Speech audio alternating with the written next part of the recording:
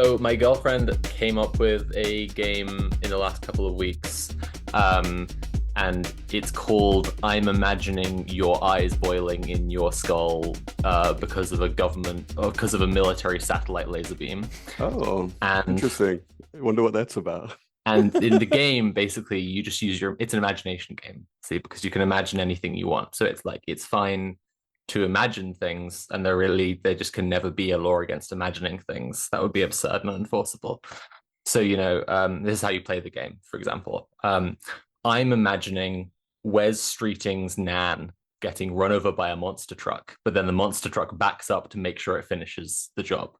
Or I'm imagining J.K. Rowling getting exploded with a rocket launcher. And that's how you play the game. So, for as long as it's going to be unenforceable to make it illegal to imagine things. It's okay to imagine things. That's allowed. So Yeah. that's the game. And I They're hope allowed, everyone at yeah. home has fun imagining things.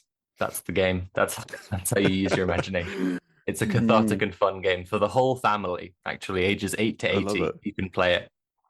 Yeah. Mm. How are we all doing? It's Red Planet.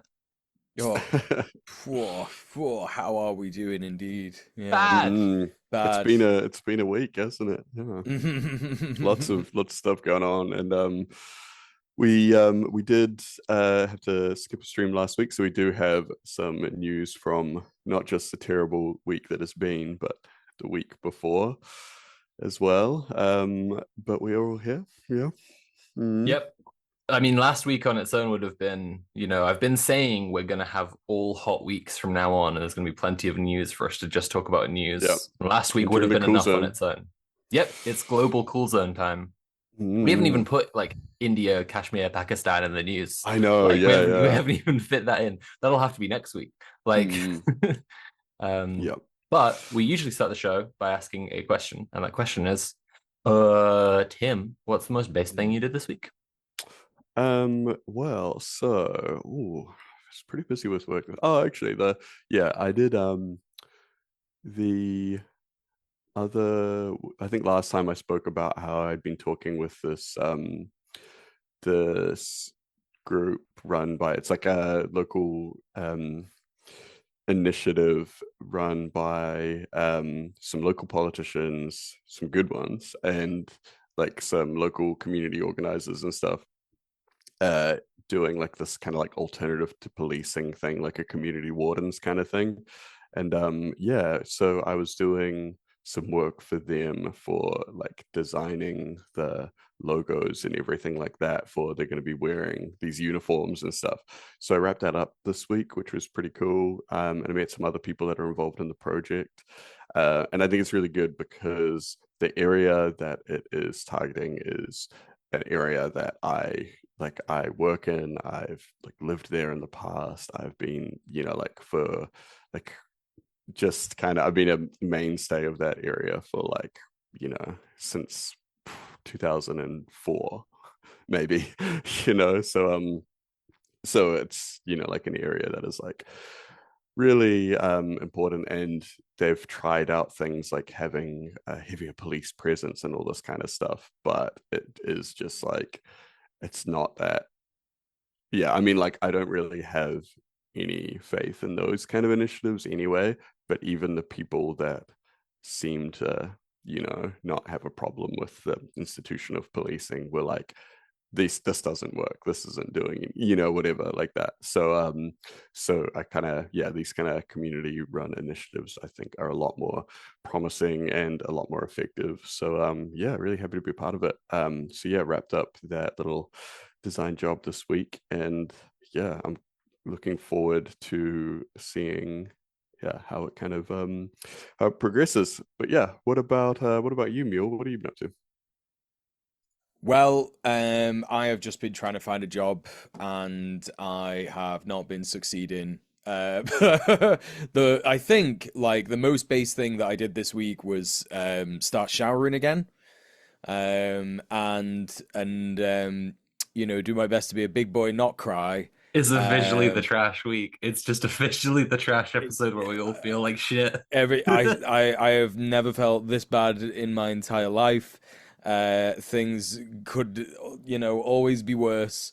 I know that. It's one of those weeks where it's like, God, it's shit, but like, thank my lucky stars, it's not that bad, but things could just get worse, and they continue to get worse. The horrors just persist, and that's what it is, isn't it? But we're here and we're doing it. But yeah, no, I genuinely think the most base thing I did is pull myself out of a bit of depression. Like I went to the gym yesterday with like some longtime friends that I've not seen in a while, and they're like really sound, and they really sort of like reaffirmed that, like, it doesn't matter what happens. We're Mancunians and we're going to resist whatever happens. We've got people here who've lived here for decades, and we're going to look after them. And it doesn't matter what kind of like nonsense happens in between. People falling out or shouting at each other or whatever. We're just going to get stuff done, and it'll be fine.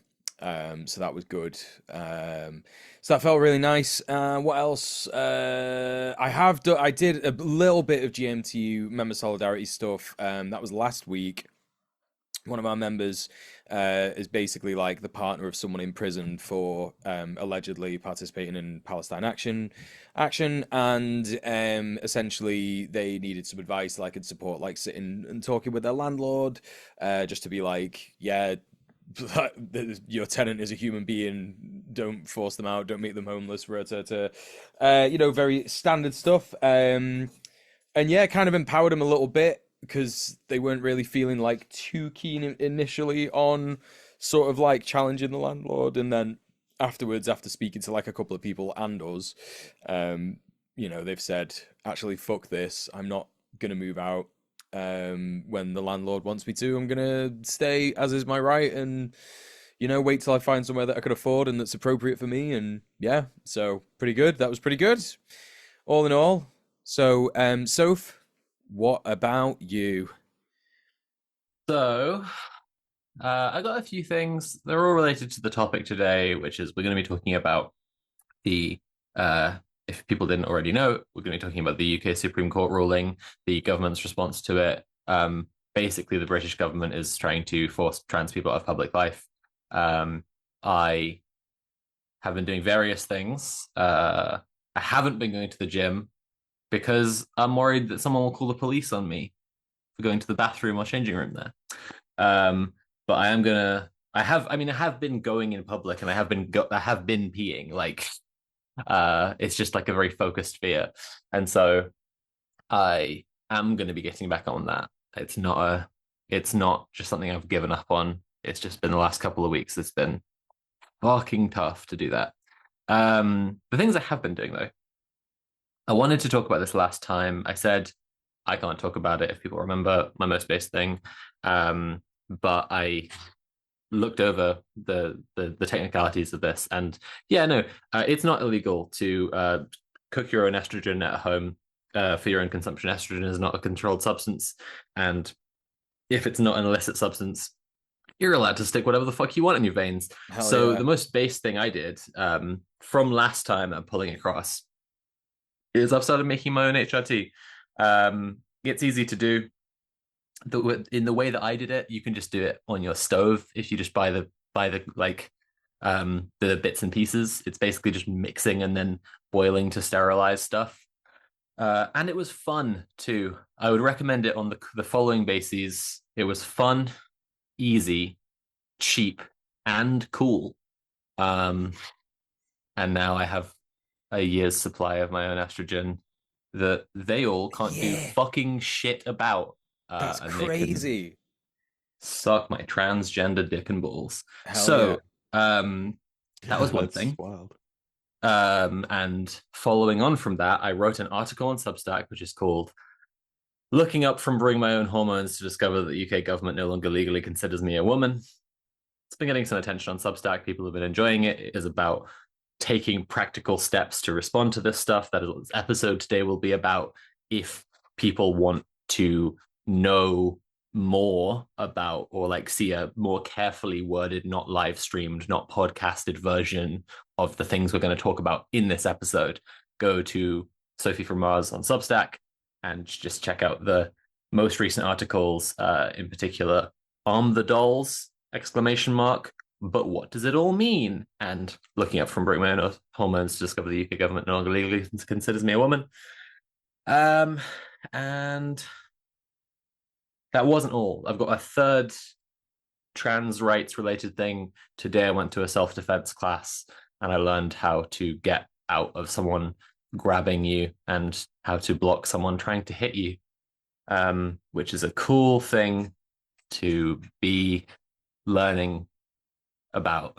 It's fun, feels good to need to do that. Yeah. But we will talk about the articles in the main show. I've spoken with a friend a bunch of times who is still very heavily involved in like combat sports training and all this kind of stuff about trying to like get something like like some kind of community self-defense lessons for it was going to be for like Takatapui, so for like just queer people in general, but like specifically accessible to like trans people.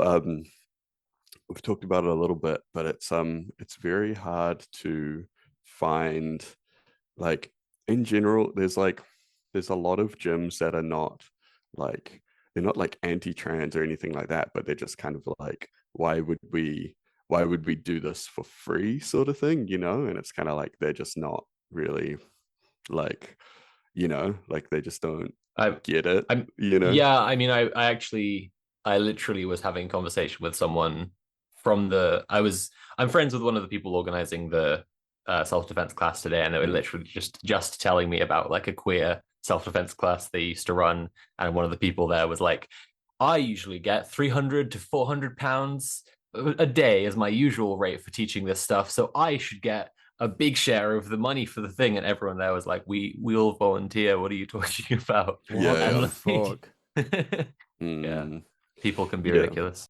Yeah, it's hard, I think yeah, ultimately it would be amazing to find a trainer that is, like queer or trans or something like that. But yeah, I think I don't know, man, it's just hard. And then it's like also, like that person has to be able to kind of like donate their time, and that you need a space as well. So it's like, is there a gym that has space that they can, like, do they have a time slot that they don't already have a class because they're already trying to meet their overheads of having a class every night, all that kind of stuff. Tricky, but I think that yeah, I think that those are things that, like, we're going to talk about this today, obviously, but I feel like sometimes people think that kind of stuff is like further down the track, and it's like, no, like the track is rapidly running right at us, and yeah. I mean, I'm like I've sent off applications today for Mm. two new passports because I'm Yeah, like yeah. got to be ready, because if they Mm. can do this all of a sudden in a day, Yeah, they could do. exactly. Yeah. Yeah, that's the thing, right? It's like this happened really fast, and I think that like We'll talk about it more in yeah, the yeah, main yeah, bit we'll of get the back into show. it. Yeah, yeah. We'll get back into it. But those are about the most basic things we all did last couple of weeks. But we want to know what you viewers and listeners, Red Planet heads, the Red Planeteers have been doing that is based. And now here's an example. This is pretty cool. I happen to know we've got a few write-ins coming up, but this one for now. Uh, Anonymous says, we had just finished a 4 hour long rally and march, and I was exhausted, and a lot of marshals were leaving. So I asked to leave, got on my bike instead of cycling away, when I heard the crowd 2 blocks over chanting, let them go. If people don't have rally and protest experience, this means someone got grabbed by the cops. So although that was my note there, to be clear. So although I was exhausted, I just wanted to let my friends handle it. I biked back in time to use my bike to help prevent the cops from moving in and out of the spot where they were attempting to detain someone. At one point, an officer asked, would you like to move your bike? Which I replied, no. I would. I know you aren't supposed to talk to cops, but it was really funny to me that she asked as if I would want to help her take my comrade away. Anyways, I was proud of my cycling back and using my bike effectively to deter police. Of course, I was one of hundreds of people surrounding the dozens of cops, so I was one of many hands that got those people released. Sorry, but that is just the funniest shit ever. Yeah. Like, do you want to move your bike? Nah. No, It's yeah, like so when based. you I feel like when you realize the power of like collective action, every interaction Mm. with cops just gets really funny. Like they're just Yeah, yeah. like, yeah. Also, just So like you don't, yeah, like you just don't like unless, I mean, like even under threat of arrest and all that kind of stuff, you actually just like don't have to help them no. with like literally anything. Yeah. Yeah, it's like Um there's been times I've had that before where they're like, like at the shop I used to work in. I remember one time outside, me and one of the other artists were just outside the shop, and these cops came over and they were like, "Hey, so we're trying to like basically there's some kids, some like literal like 14-year-olds. They were trying mhm. to like I guess detain, like arrest literally Sure. for truancy, and they were like, we're just Jesus. like having a chat to people around here so it looks like we're not coming directly for them. So we just, is it cool if we have a chat to you for a couple of minutes? And we were like, fuck no. Like, we were like, we're just like, we're not going to talk to you about this. And Yeah, then, yeah. one of the other guys was like, hold on, how many are you guys? There's like 5 of you guys here for like Yeah. 2 children. Like, what are you Yeah, of doing, man? Like, course. what are you doing? Yeah, yeah. Like, go, Yeah. yeah, I don't It's know. crazy how much of like the nastiest shit works on just like politeness. Like at the big trans rally we had Mm. last week because of the thing, like a journalist from the Telegraph ran the front page headline, "Trans women are not women." A Mm. journalist from the Telegraph came up to us and was like, "I'm a journalist, and I'm seeing if anyone wants to speak to me for," and I went, "Who are you working for?" And she went, "Well, the Telegraph." And I said, "Bye then." And and she started trying to walk off to another group, and we just like started shouting after her about it being the Telegraph, and then like none of the groups would speak to her. Yeah. Anyway, we got to carry on with the Mm. show. So we want to know what base things you've been doing. You can message us on social media, or you can send an email to based@redplanetshow.com. Include your name and pronouns if that's cool with you, and we may shout it out in a later episode. Now on to the news before we get back to the main segment. So Tim, you're first up telling us about Greece. Yeah, yeah. So this is kind of an interesting story. So uh a new group called Revolutionary Class Struggle, which I think, it's what, it's all on the tin, right? Like it's that's the Sheesh. name. Revolutionary Class Struggle has claimed responsibility for 2 recent bombings in Athens, framing their actions as part of an armed struggle against the Greek state and capitalist system. The group explicitly connects their actions to both the Palestinian liberation struggle and the 2023 Tempe train disaster that killed 57 people. So this is what we're talking about a couple weeks ago. There was like huge protests surrounding this. So yeah, the bombings occur amid ongoing public fury over the Tempe disaster, which exposed the deadly consequences of railway privatization and austerity cuts. This was like the Greek version of like Grenfell Towers or something like that. It was like uh uh it's through the states kind of like handing things over to private interests and just slowly like you know the way that things were so poorly maintained just to gradually increase these profit margins and stuff all led up to this kind of I just call it the unending genocide of the poor. Like yeah, we yeah, highlight literally. genocides when there's like people shooting and blowing people up or gassing people or whatever, but it's just like the poor are just killed all the time. It's Engel's thing about social murder, right? Yeah, yeah, yeah, exactly. So the group's manifesto directly links the accident to capitalist exploitation, calling it a murder of the proletariat, which, proletariat being the working class, the working poor. So through systemic neglect of worker safety, there we go. So this represents the latest manifestation of Greece's long tradition of anti-state armed struggle dating back to the 1970s, though authorities characterize it as a new generation of extremism following the dismantling of older groups like November 17th. The group specifically condemns the 2017 privatization of Hellenic Train to Italian state railways, seeing this as emblematic of capital's freedom to exploit under neoliberalism. Their statement reflects Marxist critiques of how privatization sacrifices public safety for profit. So, yeah, once again, like this, the name of the group is so clear. The manifesto is so clear. So, By targeting both the train operator and labor ministry while avoiding casualties through warnings, the group employs classic propaganda of the deed tactics, using symbolic violence to highlight state capital collusion and worker exploitation. So yeah, this is another thing to highlight, that there is no casualties or anything like that. These were bombs that were planted. Yeah, this idea of propaganda of the deed. It's like, to show that they could do something and to spark in people's mind, like this is something that is happening. But yeah, so while their methods are controversial, the group's emergence reflects the organic crisis of Greek capitalism, where austerity, privatization, and the temper disaster have exposed the violent contradictions of neoliberal governance. Their actions, however isolated, demonstrate how capitalist state violence through neglect and privatization can breed radical responses.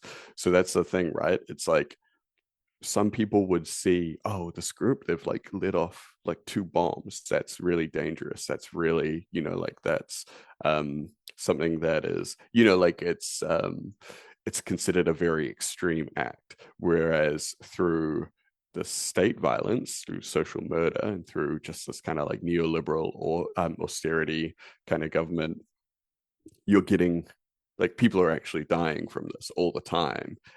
There's like events like the train crash and stuff where it's a lot of people die in one like instance, but just every day there will be people, like around the country that are dying related to these cuts from less direct methods. But that's seen as, like the capitalist state violence is seen as less extreme, where so this, like the controversial methods of the group, when you put them, you put them next to that, and it's like, and this Fanon wrote a lot about this as well in his talks about like armed liberation of colonized people, where it's like the bombs are only seen as more extreme because of their, like their literal, like the explosive nature, because of the association or whatever. But really it's kind of just like they didn't hurt anyone with that, but they're protesting people, large amounts of people dying all the time. So it's kind of just like fireworks that target infrastructure, really, but yeah, so yeah, that's interesting, really interesting. And I honestly would be surprised if we didn't see more of this happening, especially around a lot of countries in a similar place to Greece right now. Yeah, and there's a lot of countries that are going to be entering into like I guess like a similar economic climate to Greece at the moment, like what we're seeing, like in Argentina and places like that, and even in imperial core countries where the contradictions are becoming heightened at the moment. But yeah, what about what's happening with the deportations over in the States? That's still a Yeah, thing that's been absolutely. going. Yeah. Yeah. I mean, it's this is I'm definitely describing a story everyone's been hearing like loads about. Like it is a struggle on this show with America being the the imperial hegemon, like, and especially with Trump, who is very good at like drawing media attention to not focus too much on Trump. Uh, but it's kind of like at the same time, it's like we can rely on that because everyone's heard about Trump already all the time, constantly, right? We've all heard about Kilmar Abrego Garcia, right? Who's the Venezuelan man who has been like deported without due process by ICE and by the Trump administration to CCOT, which is like this big maximum security prison in El Salvador. And there's like infinite, like endless commentary on it. So like, I don't know if we need to go into it in loads of detail. I think the like poignant details are Trump has used the 1798 Alien Enemies Act to remove Venezuelans accused of being in the gang Tren de Aragua. This is a quote from the BBC article. Out of 261 Venezuelans deported to El Salvador as of 8th of April, 137 were removed under the Alien Enemies Act, a senior administration told CBS News, BBC's official US news partner. I think it's worth saying that like Trump administration is trying to do a sort of vibes based like prosecution here, like in Kilmar Abrego Garcia's case. Like they said that he had tattoos that proved he was in Trinidad.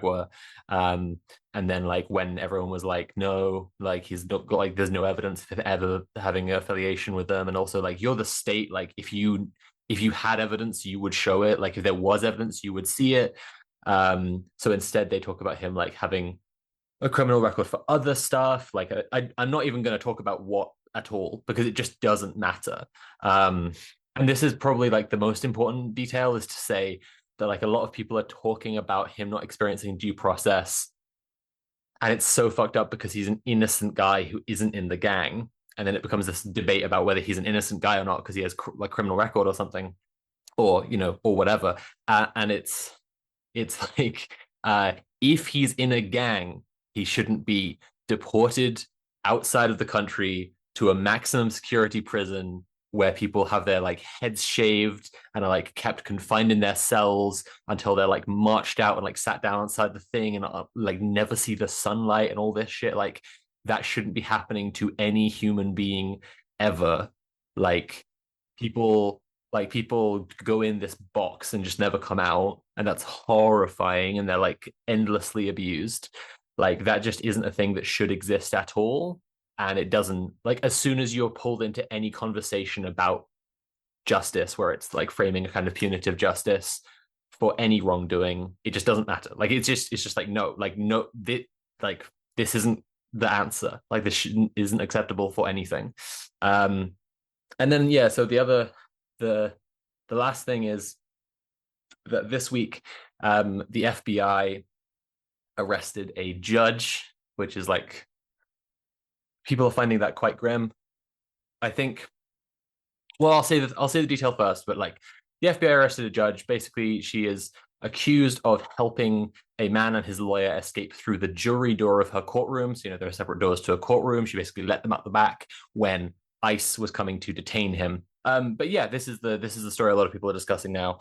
And it's pretty fucking grim. And I don't really like, between the ways that like immigrants and people being detained, etc., are being treated, the way that the Trump administration is using this, as I said, like vibes based process, and this arrest of the judge, like it should be clear to absolutely anyone in America that this is fascist, that this just is a complete like naked fascist regime, and that it is only going to be dismantled by being opposed and defeated, like just defeated, Robert Evans on It Could Happen Here put out an episode, like an essay episode this week, and one of the things you're saying about this like Trenderagua tattoos thing is that like it's likely that people who are like, it's likely that as the state gets more pushback, they will try to persecute people for being Antifa in a similar way. They will try to use like anything they possibly can to point to people being absolutely. like members of Antifa. Like those tattoos that they Trump has the picture of his hand tattoos with the, like, and it's like they've written MS-13 above his knuckles, and what they're trying to do, right. Well, what they're saying they're doing is explaining that the tattoos on his knuckles have a secret meaning and that this translates to M, whatever like that. But yeah, it's you see people on Twitter thinking that the MS-13 was actually tattooed on his knuckles, and right, like it doesn't matter what the true thing is. Like they're just gonna say this thing, and and then there was also his partner. She had like a tattoo on her arm of like a weed leaf, and they're like, this is also a gang tattoo. So like they're just drug stuff. Yeah, I think we need to just all all need to understand that like engagement through, or like conflict through this like world of symbolic politics is just like so irrelevant at this point, and like proving people wrong or debunking or whatever, it's like so far gone to a point where, like, as I say, like this will be defeated by, like it will be defeated like in the streets by protest, by force. It's not going to be beaten by debunking or whatever. I have some more like circular state logic I'm going to get to in my next story in a minute, which is more of just like what we've been saying on the show the entire time, that all the states of the world is in this like poly crisis of capitalism and COVID and global warming and everything and fascism all at once is just all the states going to become more and more nakedly fascist. But first, Mule has some good news for us. Yeah, it's something that came up a couple of weeks ago. I think about 3 weeks ago, maybe less now. And this is 4chan getting hacked and essentially dying. It was extremely good and funny news for anyone who knows just how horrible and nasty 4chan are. You know, this is where lots and lots of racism, transphobia, queerphobia in general, misogyny, doxing, like all this kind of stuff kind of, um, kind of originates really in terms of like modern internet hate activity kind of thing. It's just like a very, very, it's obviously not the entire sort of epicenter of it, but it's definitely, it has been one of the biggest ones. But essentially, it's gone, so that's funny and good. On the 15th of April, 4chan's backend appeared to have been hacked, with the group responsible claiming to have access to the website's code, moderator emails, and internal comms. The apparent reason for the hacking is dead cringe. It appears to be in relation to a dispute between various factions on a message board, which is /QA, which was a general question and answer message board, which different factions would, I'm sure, debate the topics presented in a respectful and kind manner. And the attack was first noticed when someone who appeared to have hacked the site owner, Hiroyuki Nishimura's account, posted fucking lol and, quote, "You got hacked, Lamau," quote, on the actual previously banned message board, which is super normal 4chan behavior. The hacker, part of the very normally named Soyjack party. I said before when I was writing up this story, I can't believe I'm going to say this stuff out loud on the internet in a serious way. The Soyjack party had apparently been working on it since 5 years ago. This is a man pretending that his stream didn't used to have a reward that says "See the scrunkly bee." Yeah, that's true. That's true. I'm cringe and I'm free. You know, I know I'm cringe, so I'm free. But you know, this lot, they just do not. I do not think they know that they are cringe, and that's why they're not free. So and that's why the website got hacked.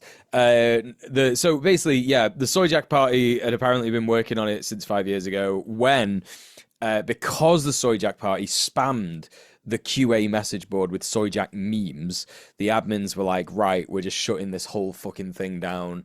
You ruined it. You pissed in the pool. It's your fault that no one can do this now. You smelly, smelly men. And yeah, that's kind of why that happened, and then why it got hacked, which is it's just pretty 4chan. Like the whole thing is just like incredibly 4chan. It's absolutely the most 4chan thing that could have happened. I mean, aside from just like them all getting like, I don't know, raided by the CIA for being pedophiles, but I mean that already happened. That was 8chan. Got like so. the admin emails got leaked, and a bunch of them had like .gov addresses. So like, yes, that the needs CIA to be spoken is 4chan, about. it turns out This is the thing. Yeah. Conrad is telling me I'm spreading misinformation on the internet, but I'm not going to stop. The .govs apparently aren't real. Okay. I think it was there were some people that did have gov addresses, but it was very clearly like people just trolling, you know, like putting in their email address, blah blah blah. And then I think it kind of got like, you know, the that myth makes more kind sense. of got away. But I still believe it, like, you know. I feel like even if they, you know, this is the conversation about I don't know, we've not really spoken about this too much on Red Planet, but like this is the conversation that you have where it's like, is this person a wrecker or are they a cop? Like it doesn't matter because they're doing the same thing. So who cares if they've not got .gov websites? They are cops. I think like that's the thing, like it's regardless or not of whether 4chan was actually like a honeypot designed by the FBI to groom white mass shooters. I feel like it was a fucking honeypot that was white mass shooters, you know, like it literally did that anyway. So yeah, it doesn't matter. Did it organically become exactly that thing? And it was monitored by them as well, you know. So, you know, anyway. Yeah, so not too much more on this, but essentially the long and short of it is that 404 Media said that 4chan was likely hacked as its code was outdated and appeared to show gaping security vulnerabilities. So there you go. Anyway, back to Aotearoa. Tell us, Yeah. Tim, about these activists who've been arrested. Okay, yeah. So this is from a couple weeks back. So two Peace Action Ototahi members were arrested for briefly interacting at a university event. So yeah, so they were allegedly violating bail conditions imposed after a protest in March. So they held a protest in March protesting an Australian arms manufacturer that was supplying Israel. So they did a sit-in and got charged with a 10-year burglary charge, which is like, totally disproportionate and totally, it's like police intimidation, right? Um, so the police, so the police arrested these two activists in the middle of the night for breaching bail conditions for briefly interacting was the thing. So police obtained CCTV footage through a Privacy Act request as opposed to a court order after monitoring the group's social media, which raises concerns about the surveillance of leftist organizing. So this was at a university. They were having a meeting, and so police were watching their social media and saw, oh, it looks like both of these people might have been at the university at this time, but they're not supposed to be interacting. So they got a Privacy Act request to the university, be like, show us all your CCTV footage. So yeah, normally police need a production order, which is issued by a judge to legally compel an organization to hand over evidence. Instead, in this case, they used section 11(1)(e) of the Privacy Act 2020, which states that an agency, like a university, can disclose personal information if it believes it's necessary to prevent or investigate a crime. So this isn't a binding legal demand, though. It's just a request. But many organizations will comply anyway, just assuming that it comes from the police, so they must. So yeah, unlike a court order, Privacy Act request doesn't require judicial oversight, meaning police can bypass stricter legal checks and obtain footage or other data more easily. So critics argue this creates a surveillance backdoor, allowing police to gather information on activists, protesters, or other targets without proper scrutiny. So in this case, police used it to monitor these left-wing activists after seeing their event promoted on social media. So the university's compliance with police requests and the activists' need to reconsider public event promotion demonstrates how state surveillance disrupts organizing. So, as veteran activist Mary Ledbetter notes, such monitoring erodes the trust within movements. And it's this kind of thing where it is meant to deter people from going to these meetings, right? From going to organizing in this way. While police claim routine enforcement of bail conditions, the selective scrutiny of peace activists contrasts with leniency towards far-right actors. The case exposes how public safety rhetoric masks repression of anti-imperialist organizing. So yeah, it's a thing where it's like, what kind of public safety was really in danger from these people organizing? Because all they did was a non-violent, a peaceful sit-in at an arms manufacturer, so whose safety was really at risk here. So yeah, the harsh bail conditions, which included banning cohabitation with uninvolved flatmates, right? So there were flatmates that weren't at the protest but were members of other activist groups, and so the bail conditions have said you can't cohabitate with these people, which is like, these uninvolved people, which is wild, like your flatmates, basically. This kind of reflects the growing criminalization of solidarity activism, particularly targeting Palestine supporters, which mirrors global trends, suppression like of BDS and all kind of stuff like that. So yeah, it really exemplifies the state's role in protecting military-industrial interests by disrupting anti-war organizing. The Privacy Act loophole used here creates a dangerous precedent for warrantless surveillance of dissent.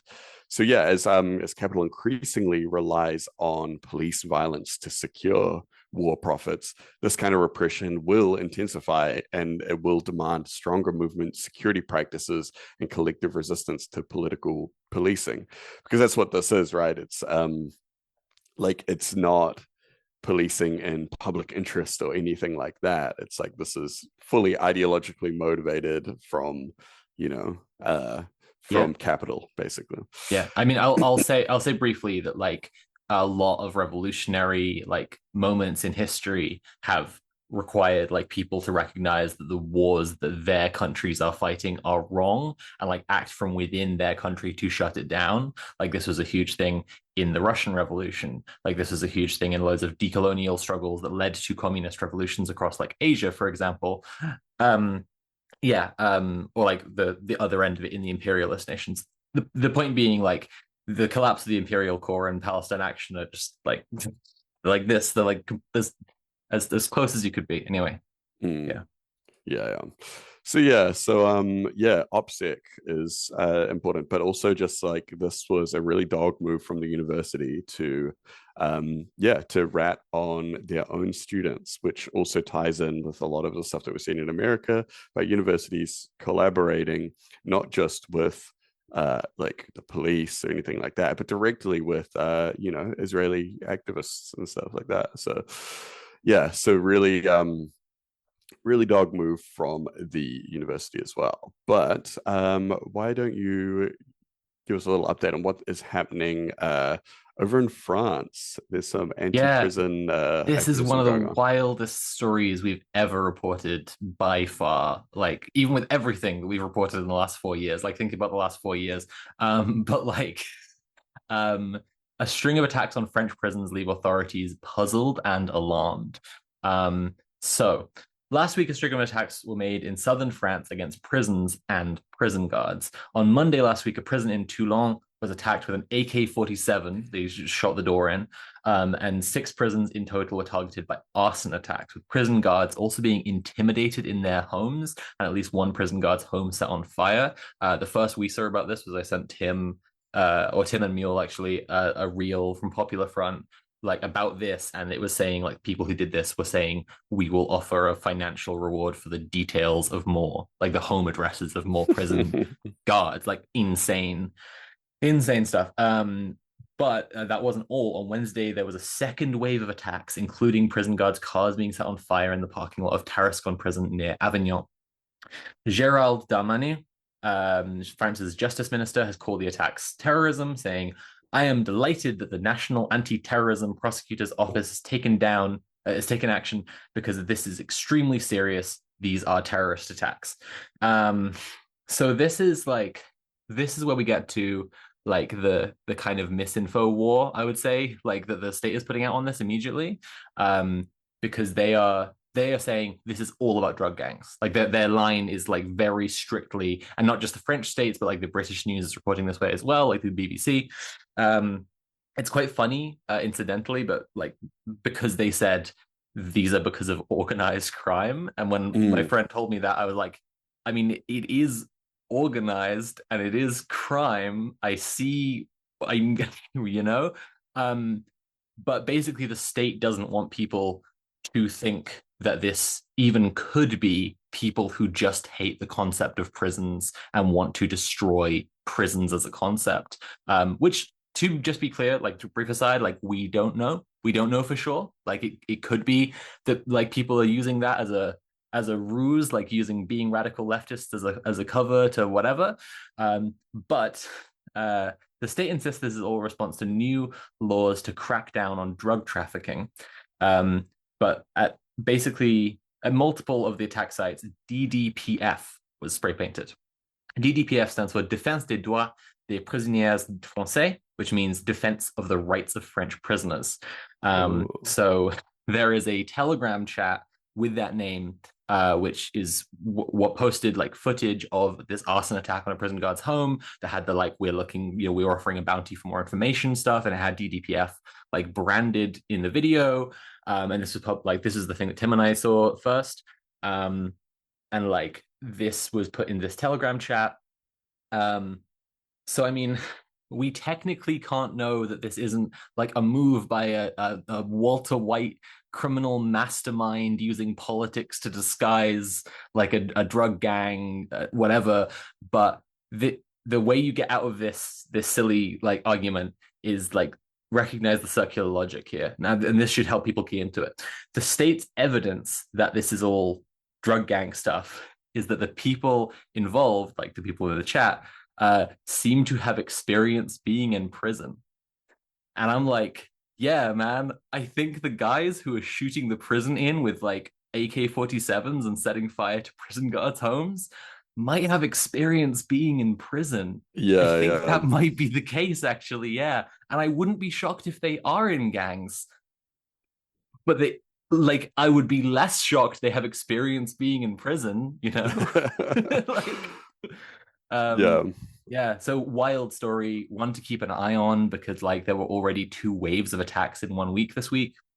We'll see, yeah, or last week. We'll see if and how this develops, but it's like the main story in France as far as I can tell right now. Yeah. Yeah. Um, yeah, wild. So, yeah, I guess should we move on to the main? Yeah. Before Yeah, we get onto the main subject, the main topic, I'm just going to say this show is made possible by Patreon. Our Patreon is patreon.com/red_planet. It's a tough time for everyone. And we want to keep on doing this show. To do that, we need your support.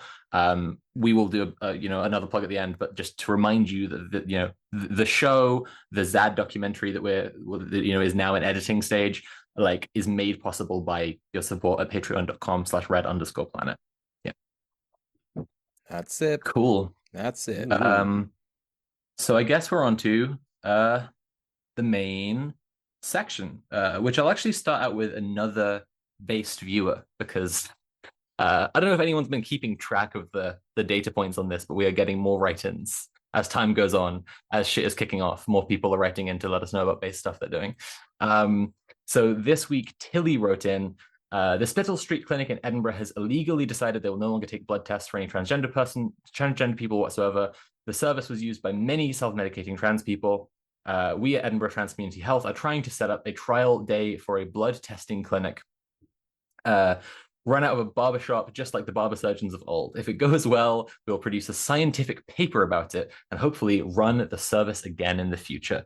We have set up a fundraiser for the trial. There's a link to the fundraiser, which we'll have in chat and the podcast description. I will say they have reached more than 3 times their original goal now. Further proceeds will ensure the long-term viability of the project. So like they have excellent. met their goal, but hopefully this will be apparent by the stuff we'll talk about in the rest of this episode. Like keeping this kind of thing running long term could be absolutely huge. And so I wouldn't say there's like a too much to give to them, provided the people organizing it like are able to handle what we call the shock of victory, right? Like it can sometimes be difficult when you get what you want as a leftist to know what to do then. Hopefully people organizing like can scale it into a longer and longer term plan, basically.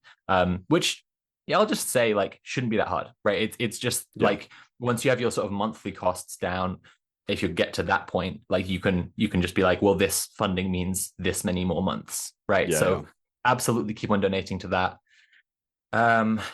Yeah. And now that we've done the good news of this topic, we'll go on to the shit news, what the mood is like in the UK at the moment, how trans people are feeling, how I'm feeling, for example, as a trans woman in the UK. And then we're going to talk about some practical community solutions. So that's basically the rest of this episode.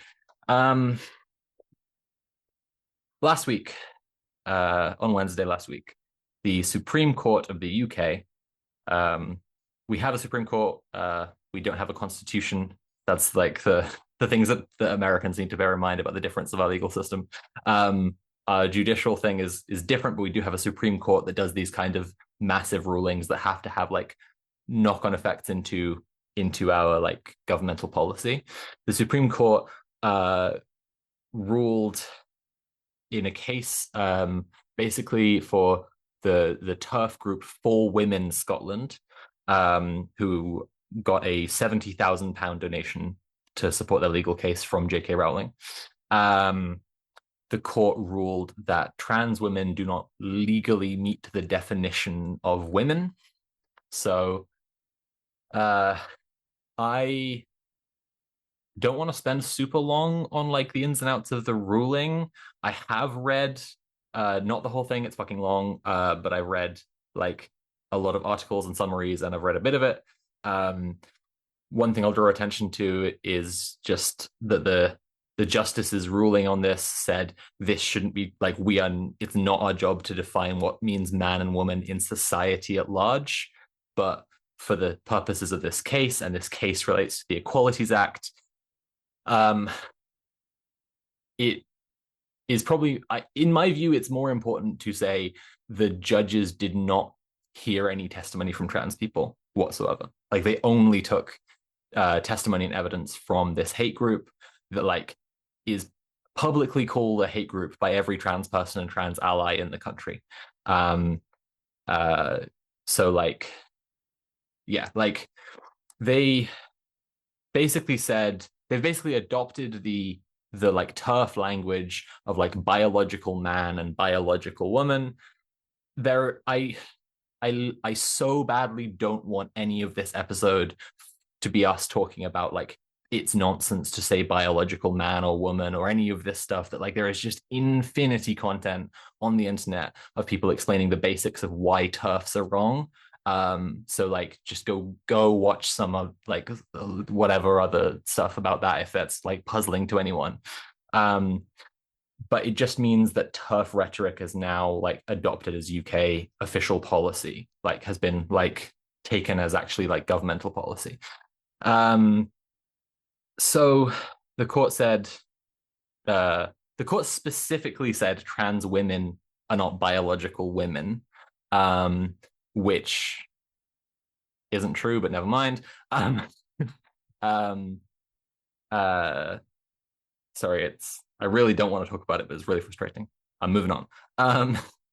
And this relates to the Equalities Act. The Equalities Act like protects basically along different characteristics. Like it sees the different power dynamics in society of like race and gender and disability and religion, and gender reassignment is a separate characteristic, right? To gender or to sex, I guess is how people might be discussing it. And so in making this ruling, they immediately made a legal nonsense. Like if trans people are discriminated against on the basis of being trans, right, that discrimination is always going to be people who don't view trans people as real, as valid, as whatever. That part is effectively untouched by the ruling. Like this is a crucial thing here. Like the stuff to do with like the Equalities Act and gender reassignment, like was not what they were ruling. They were basically ruling on like if someone discriminated against a trans woman in a misogynistic way, would that count? And they were saying no, it wouldn't, right? Yeah. Which is, so that's not what this ruling should mean. But this is the thing about the TERFs and what fascist movements in general do, which is institutional capture. Like the TERFs have been engaging in institutional capture to like, because they have powerful people on their side, they have been funded since the beginning by American evangelical money that's trying to spread the like right-wing reactionary wave globally because America is the world's biggest exporter of terrorism. They had everyone ready to go. So Kishwa Falconer is the head of the EHRC, which is the Equalities and Human Rights Commission, and she has been the head of the EHRC for a few years now. I reported on this when I used to regularly stream. I might have talked about it on Red Planet as well, to be honest. But like, she is a like publicly friends with all the usual suspects, like I'm not going to remember exactly who, but it's the lot like J.K. Rowling, Baroness Nicholson, Julie Bindel, all of the most wretched people. And she has been, public about her transphobic views as well. Like, this is when I say like this institutional capture and they have powerful people with them, like the TERF movement is such a like horrid, smug mix of, and it's very similar to Trump in this way, like very angrily misinformed working class people who, like, there are not many of them, but they show up to events to yell at you their very wrong opinions, right? And like incredibly rich white ladies who like Yeah. say slurs that you haven't heard since like 1918. Like these are the two halves of the turf movement. Um, and they uh like they were ready to go. EHRC has published guidance. Um, the guidance explicitly says that trans women should not be allowed in women's bathrooms, trans men should not be allowed in men's bathrooms, but trans women shouldn't really be allowed in men's bathrooms either because it just Yeah. wouldn't be decent. So at the same time as this, Bridget Phillipson, the equalities minister of the current Labour government, has like said explicitly when asked trans women should not go in women's bathrooms. She was challenged on this by Nadia Whittome, who is like one of the very few progressive MPs left in Labour, who said like trans people are already scared of peeing in public, and this constitutes just like trying to push trans people out of public life altogether. You can't say that trans women should be going into men's bathrooms. And so Phillipson immediately retreated to the same thing as the EHRC in that regard and said, like, well, they shouldn't go in men's bathrooms either. And she said, there are still plenty of bathrooms that are unisex. And she said, doesn't require people to make that choice. And it's like, it's not a choice of like, oh, I don't know if I'm a man or a woman. It's a choice of like, are you going to go into a women's bathroom where someone might call the police on you and then you get sent to a men's prison? Yeah. Or are you going to go into a men's bathroom, like violating your own dignity as a start and then putting yourself at enormous risk of like harassment, attack, assault? Like it's a choice between going in the box where you might get sexually assaulted or going in the box where a bigger might call the police on you, and then you might be sent to the bigger box forever where you will definitely be sexually assaulted. Like it's yeah, like make that choice is just like such quick wording to get over an unbelievably horrifying like day-to-day reality that they've created for us. And to say, oh, there are plenty of unisex bathrooms, it's just like, well, I don't know, like I know some places where I usually go. Like the thing is, I'm confident the places I usually go are generally places that I am safe and that the people there are not like this kind of freak. It's still terrifying because like I go, as is life, I sometimes go places I don't usually go. This is how it works. And I don't know what people are going to be like there. And that's the point, right? The point is to make people like me afraid to leave the house. Because like, and in that sense, this is like a very British fascism because it's like the idea that as long as we aren't saying people can't be that way in their own home, it's fine. Like this is part of why you see like the outrage on like Starmer is arresting people because of their posts is often like looking in slightly the wrong direction, because like it is a massive state overreach that just like creates technologies that a fascist government can use to do whatever the fuck they want against leftists. But like a lot of the indignation in the far right about people who've said like all immigrants should be beheaded getting arrested for that is because they're like, well, I was just doing it in my own home. Like I was just typing on my computer in my own home making posts. So they can't come in and arrest me for that. So like in that sense, like them pretending it's okay if trans people just stay inside forever, and that's not like a sort of social creation of a like a social prison, you know? Is like I say, it's a very British fascism. So yeah, I mean that's the main news in terms of like what the government are doing. The response so far, there was a big protest last week. I went to it. It was okay. It was like I ran into someone there who like I know has been arrested for Palestine related stuff. And I was saying to her, like, it's still ultimately just an A to B march, like it doesn't achieve anything itself. And she was like, yeah, but I think emotionally being around people, blah, blah, blah. And I think like I definitely on reflection felt that like it was good to be around other trans people, and I saw my friends and like we hung out, and it's good to have that kind of community reassurance that like you're going to be okay in that way. Mm. But yeah, I think this is one of the strongest, most intense times I've felt like we need the word demonstration to mean something, because like tens of thousands of trans people showed up. It really showed how many trans people there are. Like I was, I just like, except people who I was texting with and being like, hey, let's meet over here. I barely saw people I knew, and I was Mm. surrounded by people all day. Like there were a lot of fucking people there. But you need a demonstration to be a demonstration of something. You need it to like demonstrate our power, our ability to do something. And so we need to follow through. And that's that's where we're at. It's interesting, sort of like seeing some of this conversation. Well, interesting is not the word, but I guess confusing. Seeing some of this conversation happening through Blue Sky, because obviously I've not really been outside over the last couple of months. Well, actually, last couple of weeks.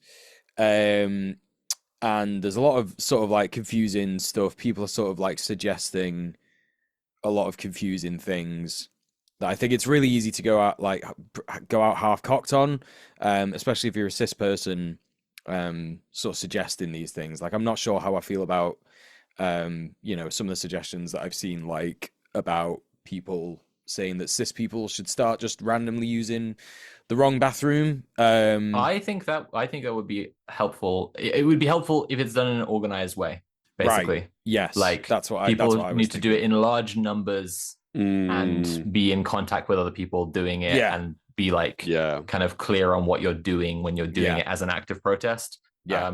If you like don't know anyone else in real life at all who has ever heard of the idea of doing this, and you're a man and you go in the women's bathroom, that's not going to help anyone. You're going to get in No. trouble. Yeah.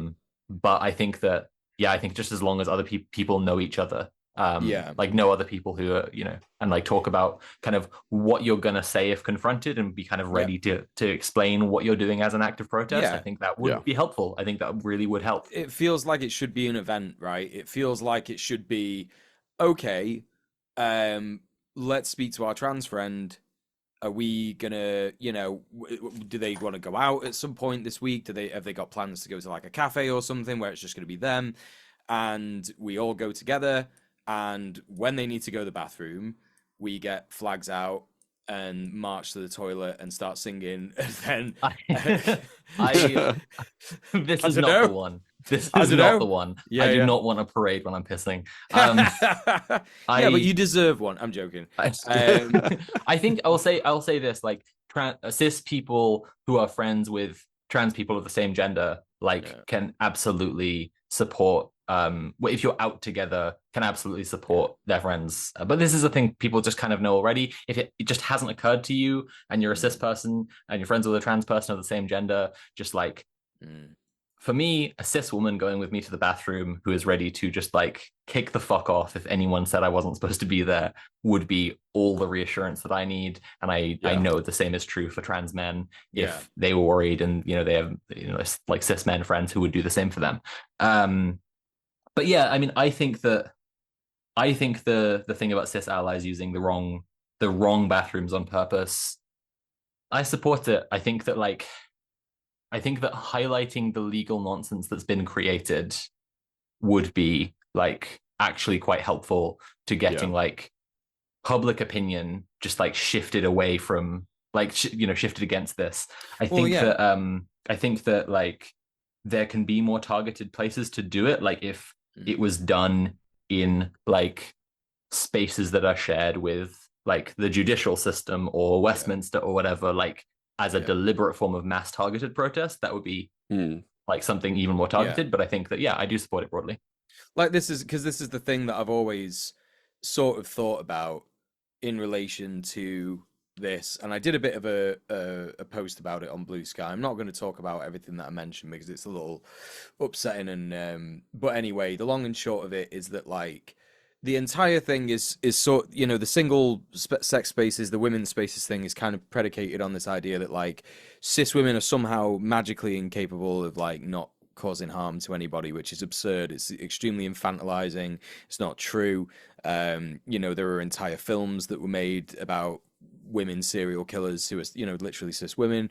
There are loads of examples of it, and it's just this kind of like, if this were true, if there were like a place where, and whenever I say this, I think like, I can't believe I have to say this. Like, if there were a place where men and women understood that was the bathroom where they go in and they do the bathroom and they get out, and that's what you do because it's a fucking bathroom and you just take a shit in there, whatever. Like that, then there would by these TERFs logic, like there would be so much rape in those spaces. There would just be rape everywhere. Everyone would be raping each other. You go in there, it would just be rape city. And like, but that's what people are describing is a gender neutral bathroom, which loads of exist, and there are barely any reports of anything of that nature happening in those bathrooms. And I'm not saying it's impossible for that to happen in those bathrooms, but what I am saying is that the entire argument is just so completely, there's just no basis for it or anything like that. So it should be so easy for us to just, as Soph says, like very like broadly just be like, this is why this law is so stupid. Like, can you believe that we're talking about where a certain group of people is allowed to piss and shit? Like, this is insane. It's so insane. Another small act, and it's a smaller thing, but I've seen people talk about is just wearing trans pins, like cis people just wearing trans pins and just doing more to just signal support of trans people, because it is social, and like other cis people will just see that you think that trans people are people. But it's not, that's not going to change things on its own. We'll get to like more practical stuff, but also like businesses as well showing support, like as well as just like trans pins and stuff like that. Like just, if you're out somewhere, if you go to a pub and you see that there's like like a trans pride kind of poster or something like that, just somewhere randomly in pub, you're like, oh, okay, cool. Well, the fucking publican's not going to be a freak if I use the bathroom or anything like that. I'd also heard that some people were thinking, or at least suggesting, the idea of getting businesses to sign a thing and then note that down in like a document that can be shared with trans people. Definitely. I mean, it doesn't even have to be, it can be like shared around as a community resource that way. But I think that honestly, I think that enough people do support us and do think this is bullshit that like businesses could publicly sign up to this thing and show like it's a signing up to it, and also it's a declaration they think the ruling is wrong. And then because the thing is, if every business and if every not publicly owned institution that people need to go into piss and shit said like, no, this is a bullshit ruling, except for ones that are run by TERFs and are clearly saying a bunch of heinous shit anyway or whatever, like the government would be put in a position where it would have to reverse on it. I don't care about Labour. Like the Labour Party, like I'm imagining Keir Starmer falling into an open manhole and hitting every rung on the way down, and that's just what I'm imagining in my head right now. And imagining is free and easy and legal. So, but the thing that like Labour supporters, such as they have them now, say is like, this is all tactical because so many people in the country are like divided over trans issues. So they're trying not to be like played into the mistake of defending trans people, and then they'll lose to reform who'll say like, loony lefty Starmer loves transgenders. And it's like, motherfuckers, listen to me. If the Sun and the Daily Mail wanted to print the headline, loony lefty Starmer loves transgenders, they could do it today and tomorrow and the day after that and the day after that and never stop. It doesn't fucking matter what he does, but he has spent all this time, like he met with the mother of Brianna fucking Jai, and like he spent all this time very like limply and obviously not seriously supporting us, and now his spokesperson was asked like, does Starmer still believe trans women are women, and they said no.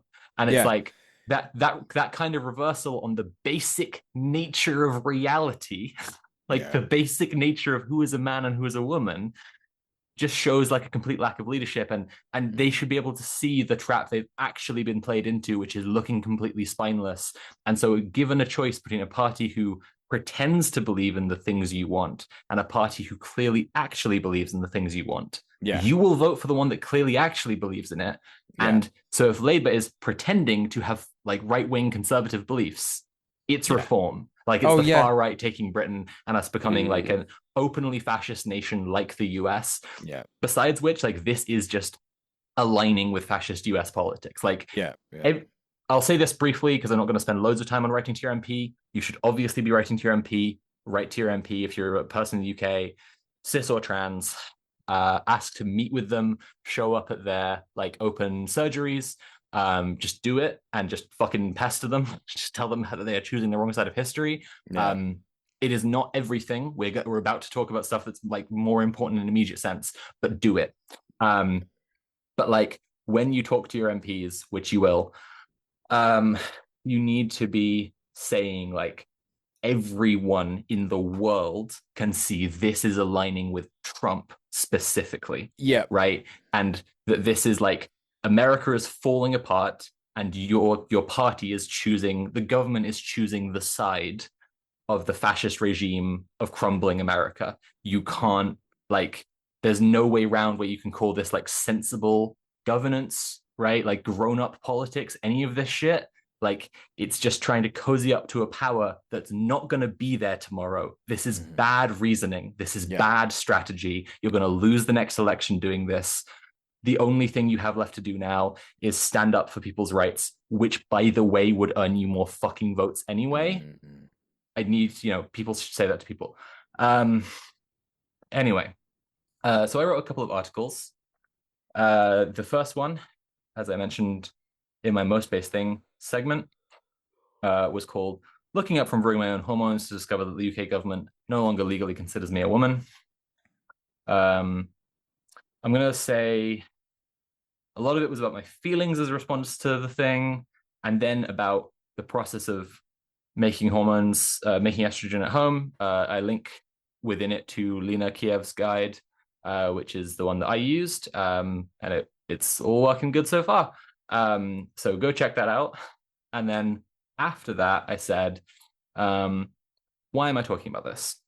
What relevance does DIY HRT have when the legal system is shifting to empower bigots to terrorize us out of public life? I've talked before about the need for trans assemblies and how direct democratic organizing can put us in a stronger position, but I want to examine the struggle for trans people in the UK more holistically.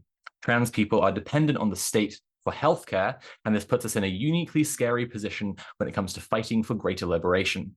By taking away blood testing for anyone not getting hormones through the NHS, Wes Streeting has not only shown that his mission is trans eradication, but that he understands this form of control and wants to tighten its grip on our lives. This is a story that got overlooked in the Supreme Court ruling, but Wes Streeting has like published guidance saying that, and it is just for trans kids at the moment, but it explicitly says that they're going to revisit this in 2025, 2026, that if the medication is not prescribed by the NHS, doctors should refuse to test people's hormones.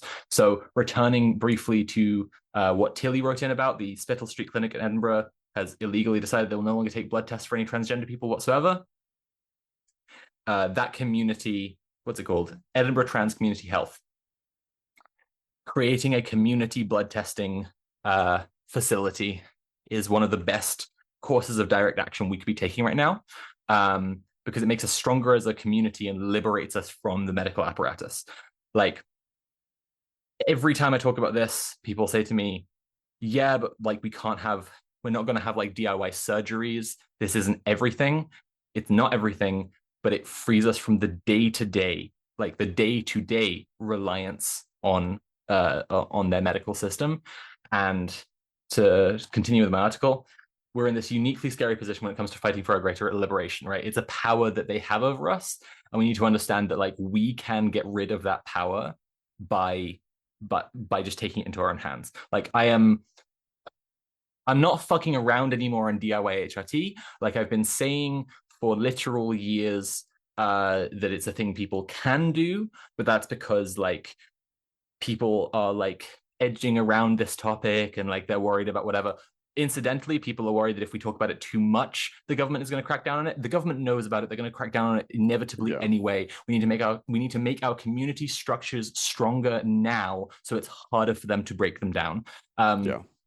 But it is, I'll repeat, fun, simple, fucking cool, and cheap to make your own estrogen at home. And if we can be doing that, and no one is relying on the NHS, they will just not have that hold over us, and they can go get fucked. But it's blood testing that is currently the big hurdle. So this is why we're saying about blood testing, right? We need to get blood testing down in our communities. It's a classic like dual power kind of thing, like establishing systems, like the more things that you can get so that people have to rely less on the state, the better. Like, there's like, like all of these crucial things, like, and it's the same as like, like food banks, like run by, like communities and all this kind of stuff like that. So they're not depending on, like government institutions that can take that shit away at any point or whatever. It's the exact same thing. So it's like, there is no longer a need for trans people to rely on the good graces of, like a government that we have seen can change their mind, like in a day, a single ruling in a day, they can do this stuff. It's like the more, it's kind of like leveraging power by like moving people over from depending on them to being part of this like community thing, Bingo. So, Absolutely. That's it. Like we just step from a world where we're dependent on the people who mean us harm into a world where we're dependent on our community and our comrades. And like, there are challenges. There are serious fucking challenges to this, right? You need to know that your conflict like resolution in community is fucking smooth as hell. You need to know what to do about like mental health crises. Like, these are the kinds of things that are really fucking challenging in this kind of organizing, but you need to be ready to do it, because otherwise, otherwise you will create a community where people's life depends on the support of the community. And then if they are exiled from the community, they lose out of the community. That's a death sentence. And I don't want anyone who is central to any fucking community to have that weight on them, right? The way to avoid it is to make sure that community resources are available to literally everyone, right? Community groups, it's okay if people like someone somewhere hates someone else, they don't go to a community group, right? But a community resource, right? Say it's like, I'm volunteering at the Harm Reduction Hub. I talked about this on the show before, right? This is a space that won't kick anyone out because it's a community resource, right? It's a thing that gives advice that will keep people out of prison, like out of immediate like violent harm from the state or from bigots or the like whatever.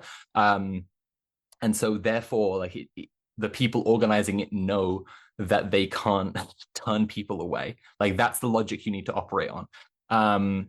So next in the article, I said, to reiterate my points about trans assemblies briefly, we are very, very few, but our allies are in the majority. This means there are lots of cis people who are ready to do more to help if they're told what to do.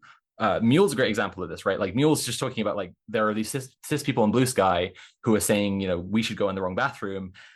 And like, that's people who are showing they're ready to be told what to do. And we trans people can tell them what to do to help us. There are more of them. Like, there aren't more of us than there are of the TERFs, right? Or there are than the TERFs specifically. They're a tiny, like, fringe movement of fucking losers. But like, than transphobes in general. We live in a transphobic society. But there are more of us and our cis allies than them. And this is why, like, just cutting off from the cis world entirely is not, like, feasible. But these people are like ready to be told what to do.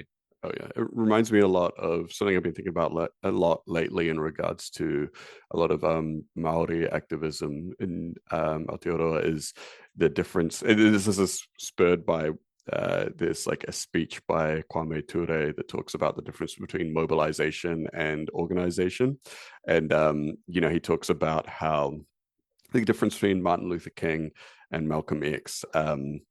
Martin Luther King was a great mobilizer, could get absolutely everybody out. They would pick where an Malcolm issue. went, he left a mosque. A mosque, exactly. Yeah. So Martin would call it like they'd be like, okay, we have found an instance of segregation. Everyone, we are going to go out and we are going to stop this. We're going to shut it down. And he was amazingly effective at that. Whereas Malcolm X was, yeah, he was going and he was, yeah, establishing mosques, which at the time, you know, like a lot of people might be like, why mosques? But that was Black organizing back in the day. That was crucial to it. And Yeah, so the these long and the places short were, of it is the Nation of Islam explicitly teaches you that that white people were made in a lab, true, yeah, and that America is the great Satan which must yeah. be destroyed, also true. That's why. Yeah, So. yeah. But they were Black organizing hubs. It was like core of the movement and stuff. And so he was laying the foundation for these organizations that would continue without him when he was off. He'd moved on to the other place. Whereas with yeah, as amazing as Martin Luther King was, it was like these mobilizations that would just be like, everyone get out and we do this one thing. So yeah, Malcolm X was playing this long game where he wasn't getting as many people to turn out for these things, but he was planning and he was establishing, you know, like these networks and everything like that, which I think is a huge thing to think about. Because yeah, I've been thinking about it in terms of like down here, we've been having these like gigantic protests and people turning out to support you know, like Maori rights and also, you know, and other things like about Gaza and trans rights and all this kind of stuff.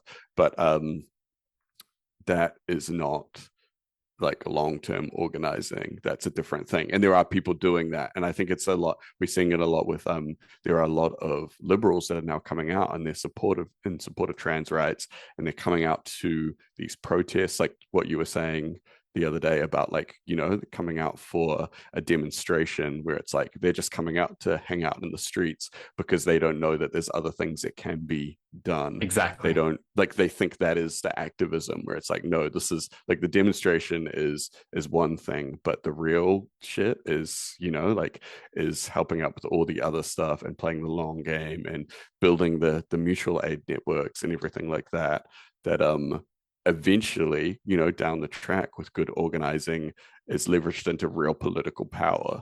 But at the moment is things that help out people, you know, free people up from their reliance on the state, you know, and And these free other people, free oppressive people. exactly, exactly. So Yeah.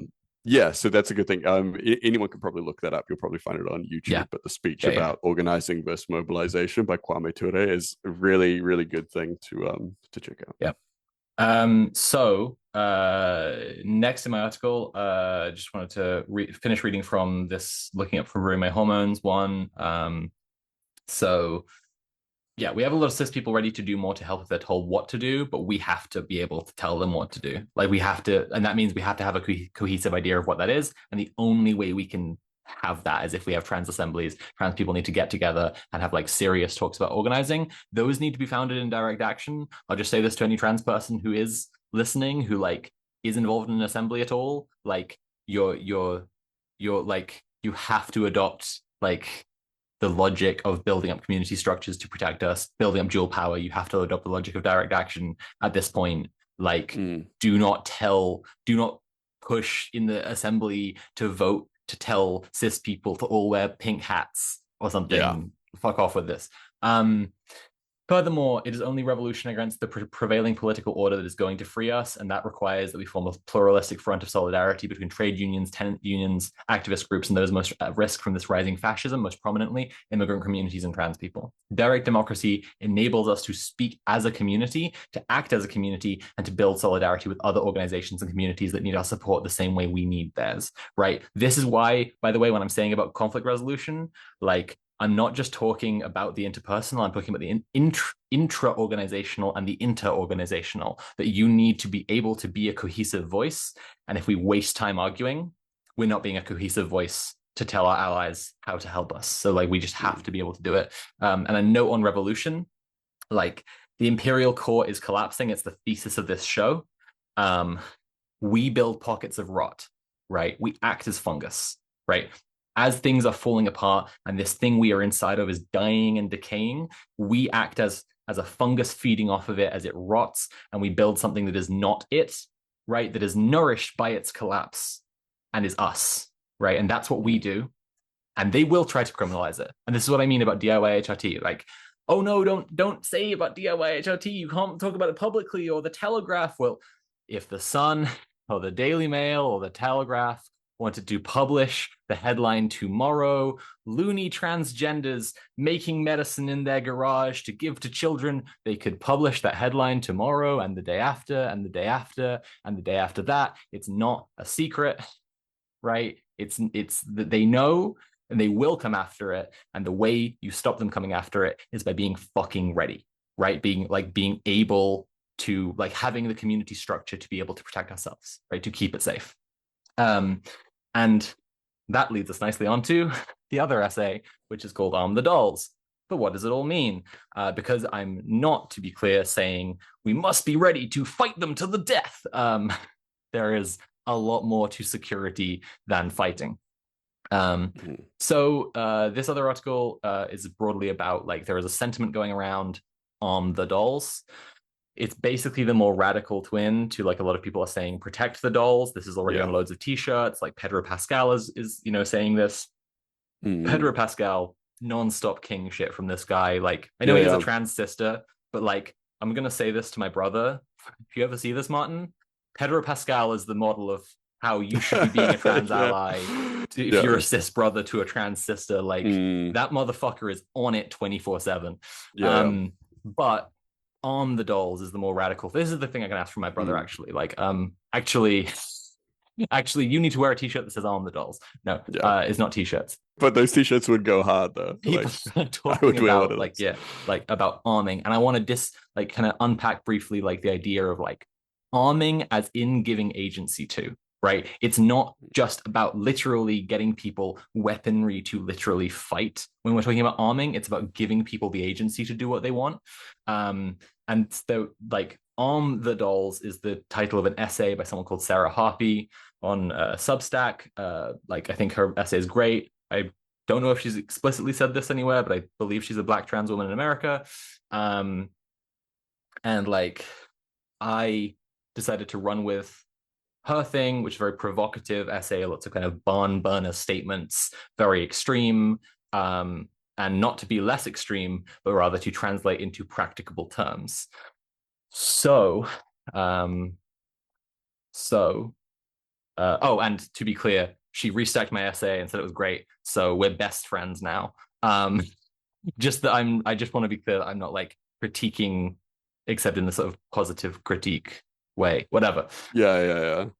I wonder if maybe we can get her on at some point. Get her on and talk about. But I think she might not be a, like, face out person on the internet, so I don't know how possible it would be. So I'm going to try to go through this relatively concisely, but it's important to me to communicate this through the show, so it's just going to run on a little bit. Sorry. Basically, I said in the article, like, giving agency to people, the nature of giving agency to people is that they use it for whatever the fuck they want. So immediately, if you are, like, looking to support trans people, like, helping them to be able to live their lives is the thing. And if they use those lives to, like, go and get in a fight with a transphobe and then they die, it's like they chose that, right? Like, that's the nature of agency. If they use that to just, like, flee abroad, whatever, like, that's the nature of agency. It's about giving people agency, but it's also about, like, immediate physical danger. So who are trans women under the most immediate physical danger from? Cis men. And in what forms? So the two forms are the form of bigoted violence and the form of state violence. Now, the state violence is bigoted, but this isn't ideology class. This is praxis class. Ideology class is down the hall. State violence just means arrest and then trans women are sent to men's prisons, right? Like, we understand what a horror this is, hopefully. Bigoted violence breaks down into, like, the violence that sex workers experience, the violence that trans women who are financially dependent on their partners experience, which is in kind of an extension of the same thing. Like, if you've thought seriously about how reproductive labor and, like, the subjugation of women through, like, relationships and capital works, like, you should understand that, like, there is a sort of continuum between, like, full service sex workers who see different clients, like, people who are, like, sugar babies in, like, relationships where it's almost explicitly sex work but there's no contract, to like people who are very financially dependent on their partners and don't really like them that much, to people who are financially dependent on their partners, to people who are like, like this power dynamic is the same power dynamic. It's just, it can be more or less explicitly negotiated and based in something else, right? People who are financially dependent on their partners like can be under the same kinds of risks, right? So how do we help those people? This is one where it's really important to understand that like support sex workers doesn't mean hire sex workers. It means get sex workers money so they don't have to be in the threat in the place where they're at risk, right? A lot of people get that one wrong, and it's pretty fucking embarrassing. I've seen that so many times where someone, on Twitter will be like, hey, look, like I'm a disabled sex worker and I'm going through a rough time, blah, blah, blah. Like, here's my links or whatever. And then someone will be like, well, what services do you provide? It's like, like, so you're just admitting that, like, okay, you found someone that is in a very, someone that is generally in a lot of places in an exploitable position, saying that they're in a particularly rough time, and you're like, this person sounds extra exploitable today. It's like, that is not being an ally. That is fucking yes, yeah. 1000%.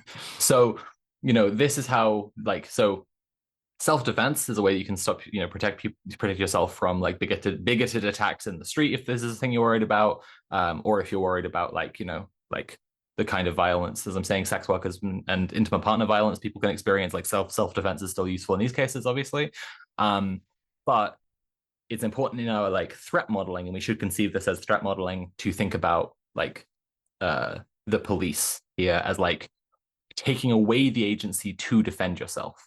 Sarah Harpy highlights the cases of Cece McDonald and Jaya Cruz, two trans women of color who killed men who were going to kill them for being trans women, right? And I mean, to be clear, for being trans women of color, because it's trans women of color who face this violence most immediately. Absolutely, right? 100%. And they were sent to men's prisons for this. This means, as Sarah Harpy puts it, there is no legal way for trans women of color to defend themselves, right? This is in America. Like, America is the world capital of it was my right to defend myself. Like, it's the place where it should be the legally easiest to argue this person was gonna kill me, or even just like was gonna lay hands on me in some states, and I killed them.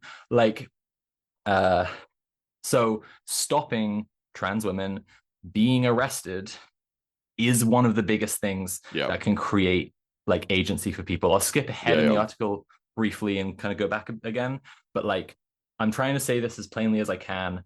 Don't let them take a single one of us. The law is not the arbiter of morality. This is a twist reveal after 4 years of the show.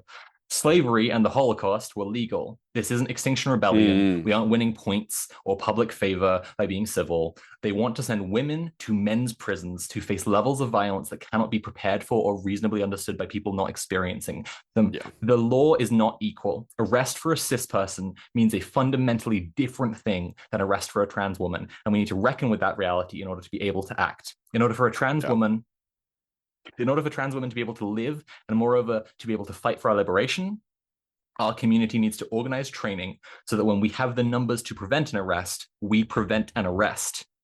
Arm the dolls here means the ability to protest, the ability to engage in direct action, and the ability to piss are all dependent on a proportional response to the danger trans women face if incarcerated. The proportionate response to that danger is to stop trans women being arrested. And I don't know if there's any people in our audience, or maybe you're a new listener and you're sort of new to all of this, who believes that just because a trans woman or a trans man has a GERC, that they will be allowed to be in the prison that represents their gender. No, it hasn't been the case even before the Supreme Court ruling. I know that there are 3 trans men in a women's prison that one of our comrades is in. And that is just how it is. Sarah Jane Baker. But the ruling has even more clearly overridden that. Like you will not be saved. Your trans friends will not be saved by any kind of paperwork from this like great inhumane injustice. So I think de-arrest training is one of the like biggest things I would talk about if as I put it in the article, we imagine we're going up to the trans assembly, right? You've successfully organized a trans assembly in your local community. Good job, well done. And now you're going up there to speak, and your agenda is all informed by the concept on the dolls, right? De-arrest training in the like trans, queer, and cis ally community is like a top priority, just a top one, because because if you are protesting and the police crack down on the protest and they start grabbing people, you need to be able to make sure trans women specifically are not grabbed by them and get away. Because I'll repeat myself, arrest means a fundamentally different thing for a cis person and a trans woman. Like they just do. But yeah, the rest of the article is about threat modeling. I'm using the analogy of the survivability onion, which we've brought up a few times on the show. Now, like it is just one sort of, it's literally just one slide of a thing of like to do with threat modeling. It shouldn't be understood as like how you always threat model, but it's just like it's a useful way to think about in the logic of don't. So the survivability onion is if there's someone trying to shoot you, don't be there. If you can't not be there, don't be seen. If you can't not be seen, don't be aimed at. And if you can't not be aimed at, don't be hit. And if you can't not be hit, don't be penetrated. And if you can't not be penetrated, don't die. Meaning run away or hide better than like, like so that they can't target you, or dodge, keep running or whatever, or be wearing body armor if they do hit you, or get medical attention and survive. Like this is the chain of things. You need to understand that the smallest one is that really immediate thing. And in the same way here, I'll say the smallest thing is the most immediate one, right? Making sure that people can defend themselves and not get arrested is the smallest part of arm the dolls, actually. And you need to branch outwards from that. Now, the way I have approached this, and again, I'm using you could say the onion method, I guess, is to say beyond not getting arrested, I will say this quickly. There's a smaller one inside not get arrested, and that's don't die, right? Yeah. And this is about prison support. So just really briefly, I'll say this is from Sarah Hoppy's other essay, Towards a Women's Mutiny. She says, trans women in prison face a miserable life of isolation and sexual assault by both the COs and fellow prisoners. We are most often put in men's prisons and left to die. If our movement is going to get established and sustain itself, we need to find our imprisoned sisters and give them lifelines, letters, visits, and places to go when they're released. The fascist movement has sustained itself through prisoner support for decades. There's no reason we can't apply that same principle. Nobody's going to fight for a cause that doesn't support its prisoners. Our captured sisters can never be abandoned if we're going to be worth anything. And that's just true. Like she's just exactly right. But going outwards instead, de-escalate. I'd encourage people to look up something called the 4 Ds of bystander intervention. They are delegate, direct, distract, and delay.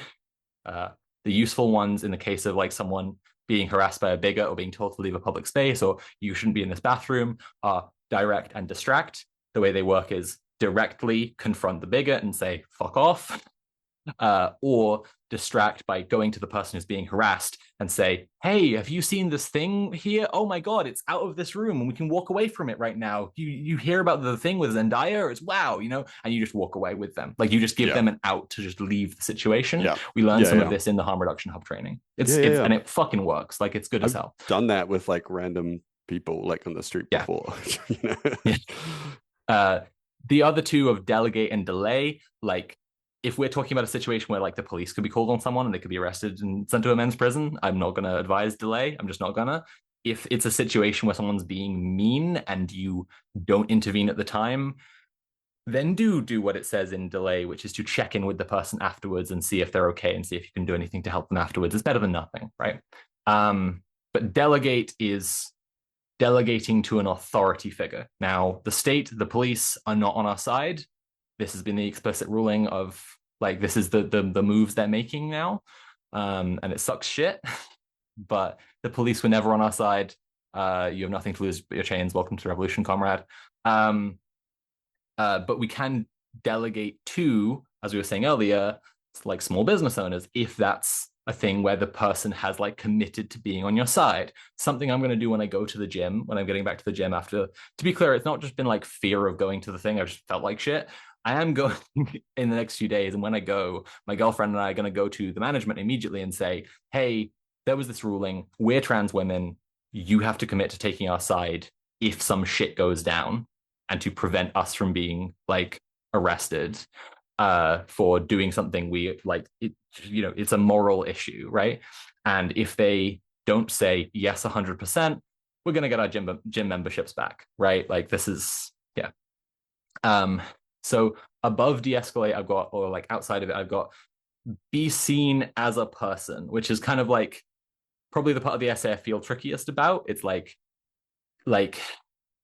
what I'm trying to get across here is be present, like be in your community, let people see you, understand that like there is a false dichotomy put about between like assimilation and liberation. And it's like assimilation in the sense of like trans people trying to pass as much as possible, never talk about being trans, try to just look like cis people, act like cis people, and pretend trans people don't exist. Yeah, that's not liberation. In the same way that like black people trying to be white, right, is not liberation. Like it's the same logic there, but people take this to be this dichotomy where therefore we need separatism, and then I need to be clear that separatism is not liberation, right? Like spaces where the most criminalized and most at risk trans people can disappear into because they're separate and safe are essential to us surviving this, but separatism as a whole is not going to get us there. We need to be present in our communities. We need to know people around us. Like I know a lot of my neighbors, and just like know that they won't be someone who is like further than just like they won't be someone calling the cops on us, that they will be someone who'll stick up for us and protect us from that situation, you know? So going out and being present is essential. And then I guess like the biggest layer is the don't be there. And I did take this directly from the like, you know, the survivability onion. And I want to just like, this also is tricky, but I have a thing I want to get across about this. It's not just don't be where the physical threat of violence is, because that's like, well, what if that's just society, right? Well, they want us to be gone from society anyway, so that doesn't get us anywhere, right? Mm-hmm. It's about like creating a here that is not there, and that's how you don't be there, right? So like this is why celebrating Mirabelle Weather by a trans woman a pizza day rather than Trans Day of Visibility is like arming the dolls, right? Because getting resources to the most vulnerable in our community is allowing them to not be where the biggest physical risk of violence is. And that means they are not there, right? And that brings, back around to this idea of like separatism.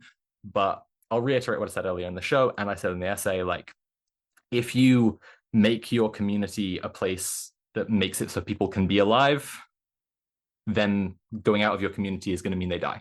And so it's going to be a lot of work to create like a completely exclusive trans world.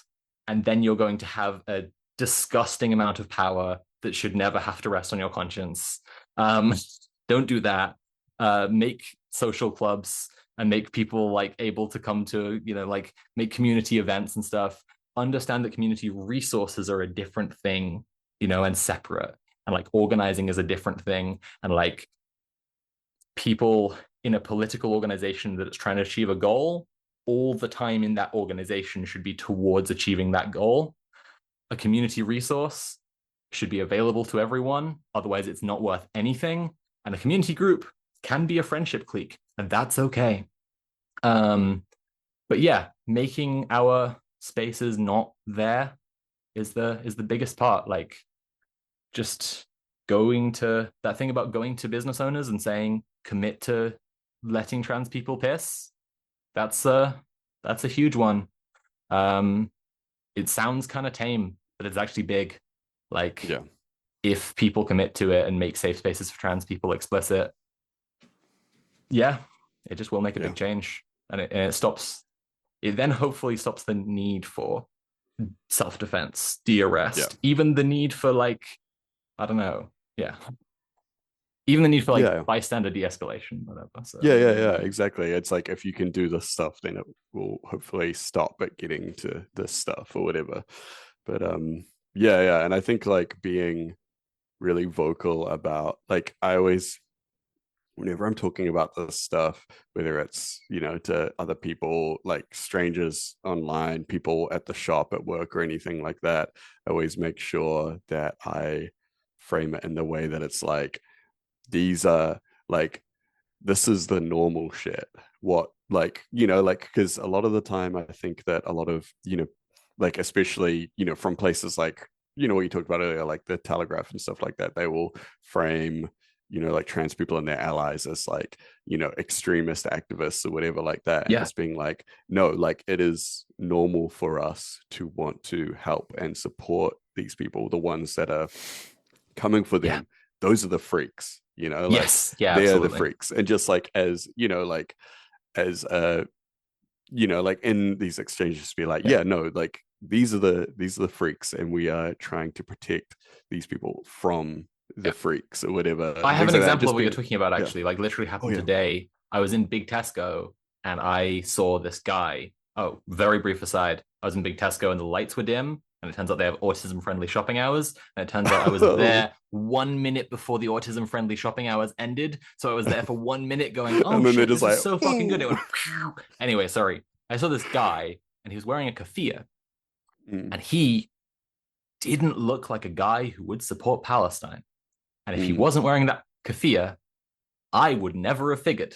Like, I just yeah, never would have figured. And then I saw it and I was like, fucking nice. I know yeah, more people support Palestine, and I know some people who are the kind of people I just never would have expected support Palestine, right? And yeah, that's the same thing. You have to show them, as Tim's saying, that the transphobes, the TERFs, like these are the tiny, like yeah, like the people being freaks about it, people being fucking weird yeah. about pissing. I have a similar story. A friend of mine who showed up to the big Defying Destiny trans rights rally that we had a couple weeks back, and he's like, like he's very straight guy. He's very like a like, and he's very kind of like quite normy. He's really politically active, but he's like, if you were looking at him, you'd probably think he's just like a bit of like a rugby bro sort of guy or whatever. Exactly. And I mean, he fucking is, and Yep. he was telling me because he had a keffiyeh on at the at the rally, and he was telling me, he was like, man, I was going through my wardrobe and I was like, what can I wear to make myself not look like I'm a scary guy that's like a threat or anything like that? Yeah, And he's yeah, just like, yeah. oh yeah, I'll wear this, like this will be like this will be enough. And it's like, and it's true, like there's like some people like, and there was this, so if you've ever done security or anything like that for an event like that, there's definitely like, people be in the signal chat being like, oh shit, we got some guys that look like fucking rugby lads or whatever like that, like, Yeah, maybe just keep exactly. eyes on them or whatever, and then just being like, oh okay, no, actually that guy's got a Free Palestine t-shirt, it's all good, Exactly. It happens like, every time, literally yeah, every time. yeah, Um, yeah, I mean, I think that is I don't know if I have concluding thoughts. I think I would assign the homework to read my articles and give them a share to other people because I think that I've said what I think is the best organizing advice, and now only people reading it and sharing it can get it to be real. Yeah, like I don't know.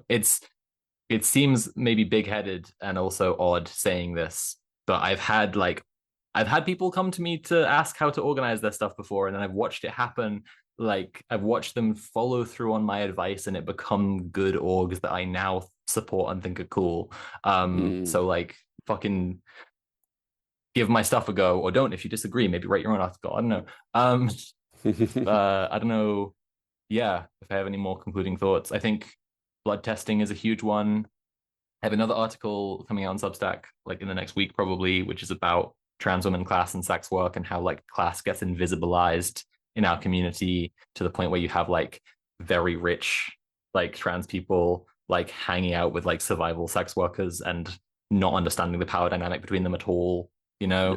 Yeah. Um, but yeah, I think we should probably wrap up the show. I've already ranted on way over time. I'll probably be Yeah. less manic next time because I will not have been crying right before the show, and I will have Well, had dinner, and we won't be talking about the same thing.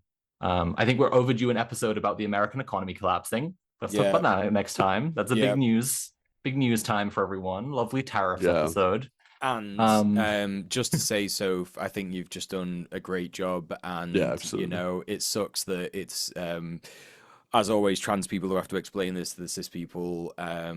Speaking for myself, and I promise that I'm going to try and personally do everything that I can to make sure that trans people just do not disappear. Yeah. And I think that every cis person just has to listen to what Sophie said, and just speak to the trans people that offer you support, offer you services. Will literally just be like, we are willing to do what you say. Yeah. So Yeah. Okay. All There we right. go. I guess we'll all see you next week when we chat about economy. Line go down. Yeah. Bye. Right. The big Well, line. don't forget- Before Oh we wait, go, that's not bye, is it? we got stuff to do. The show is a show that should be given money. And you could do that via patreon.com/red_planet. There are various different tiers that you could select. But at the end of every episode, we always thank our highest tier subscribers, which are the Sicko tier. And so that looks like this. Thank you so much, Risk Inverse, for your continued support at the highest tier that you could possibly do. Thank you very much. We've also got merch. You could go in Mercenary Creative. And you can get our tote bags, hoodies, t-shirts. We got more designs coming soon, I'm sure. And don't forget to support the hosts. You can check out Sophie at linktree.ee/Sophie from Mars. I don't know if my Substack is on there. I've talked about my Substack enough that you should be Googling it by now. But my Patreon is on there, and that's the main way I pay bills and afford food and living and being alive. So please support me on Patreon. It's a tough time for everybody, but I really need the support, and it would be cool if my Patreon went up and my income went up and my ability to survive in the world went up instead of just kind of saying the same but going down a little bit. I will be releasing content if you want it to be a trade. I'm just saying that I'm just saying that I deserve to live. Patreon.com/Sophie from Mars. I got a couple big essays coming out soon. One is about the Mars trilogy by Kim Stanley Robinson, which is my favorite series of fiction books. And it's kind of also become about why we should love space and the future and the left and aspirational communism. It's a whole thing, and you're gonna like it because it's gonna fucking whip because it's one of my videos, and that's what it is with the Queen, right? Yeah. And the other one is called The Man and the Mentally Ill, and is about madness and leftist organizing around mental health, which is one of the hardest topics in organizing. So I hope I do a good job with that one. No pressure. Kim, what can people find more of you? You can find more of me on Twitch and YouTube as Conquest of Dread, or over on Twitter and Blue Sky as Dread Conquest. I'm wrapping up a big tabletop RPG that I've been working on writing and publishing at the moment called Dark RPG. You can find it if you jump over on Twitter, Dark RPG 2000. It's in the later stages of being published. So yeah, check that out if you're into that kind of thing. What about Mule? Where can we find more Mule? Well, you could go to linktree.ee/DJMUEL. I'm going to be starting streaming again this week because I'm super poor and I need money, and the DWP don't want to give me any. I'm not really going to be doing politics. I'm just going to be sort of playing video games and stuff. So yeah, check that out. That's going to be twitch.tv/DJ Mule. As soon as I get to a comfortable place financially, I'm going to be working on videos again. I'm still going to be doing the landlord one. I'm still going to be doing the fascism in the UK one. I just need the time and money to be able to do it. But thanks for all of my continued supporters on Patreon, because it's not like there are none.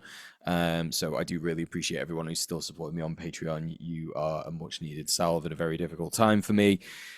But if you literally have the time, I would suggest you give money to Sophie and any other trans women or trans people that first, to be honest, because or attention, because they are people who are going to need it the most right now.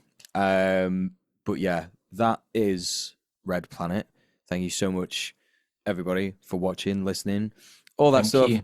Write in with your base things, base@redplanetshow.com. Yeah. Join us next week, and we'll chat to you then. Bye. Peace. Goodbye. All right.